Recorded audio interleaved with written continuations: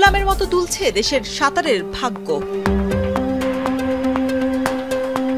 ঘড়ির কাঁটায় বহমান, সময়ের সঙ্গে সঙ্গে বাড়ছে শঙ্কা, যে কোনো সময় আসতে পারে নিষেধাজ্ঞার ঘোষণা। দেশের সাঁতারুদের আন্তর্জাতিক সুইমিং পুলে নামার স্বপ্ন শেষ হতে পারে অনির্দিষ্টকালের জন্য। এমনই দোদুল্যমান পরিস্থিতিতে বাংলাদেশ সুইমিং ফেডারেশন। বর্তমান কমিটির মেয়াদ আছে মাত্র ৩ দিন, অর্থাৎ ২৬ জানুয়ারি শেষ দিন। তবে এরপর কি? কে ধরবে ফেডারেশনের হাল?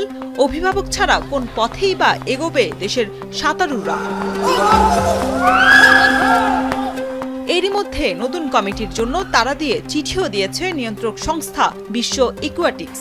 নির্ধারিত সময়ের মধ্যে নতুন কমিটির নাম ঘোষণা না করলে নিষেধাজ্ঞা আসতে পারে বাংলাদেশের ওপর। এমন পরিস্থিতিতে বারবার জাতীয় ক্রীড়া পরিষদের সঙ্গে যোগাযোগ করেও সমাধান মেলেনি সাঁতার ফেডারেশনের। কমিটি না হইলে আমাদের এই এজিএম না হয়, সেক্ষেত্রে ফিনার যে কোনো একটা পদক্ষেপ নিতে পারে। ফিনার থেকে মানে অ্যাকোয়াটিক্স থেকে আমাদের যে সাহায্য সহযোগিতা, তারপর মানে বিভিন্ন গেমস, এগুলিতেও তো আমাদের অংশগ্রহণ করা অনিশ্চিত হয়ে যাবে। অবশ্যই একটা ভাবমূর্তি নষ্ট হওয়ার ব্যাপার আছে, কারণ কোনো একটা সাসপেনশনে পড়ে গেলে এটা তো স্বাভাবিক, কেউই স্বাভাবিকভাবে নিবে না। দেশের রাজনৈতিক পট পরিবর্তনের পর ৯টি ফেডারেশনের অ্যাডহক কমিটি ঘোষণা করে এনএসসির সার্চ কমিটি। তবে সেখানে নেই সুইমিং ফেডারেশনের নাম। এর জন্য জাতীয় ক্রীড়া পরিষদকেই দুষছেন সার্চ কমিটির আহ্বায়ক। অনেক আগে তো দিতে পারতেন, সেটা আসলে আপনারা কেন দিলেন না এতদিনে, সেই জন্য জানতে চাই। ওটা হয়ে ওঠে নাই, আমরা কাজ করে দিয়েছি, ওখানে নানান সবাই সবকিছু নিয়ে ব্যস্ত, এটা সেটা নিয়ে তো ডিক্লেয়ার করতে পারে নাই। অনেকগুলো কমিটি আছে, আমাদের দাও আমরা দিয়ে দিয়েছি।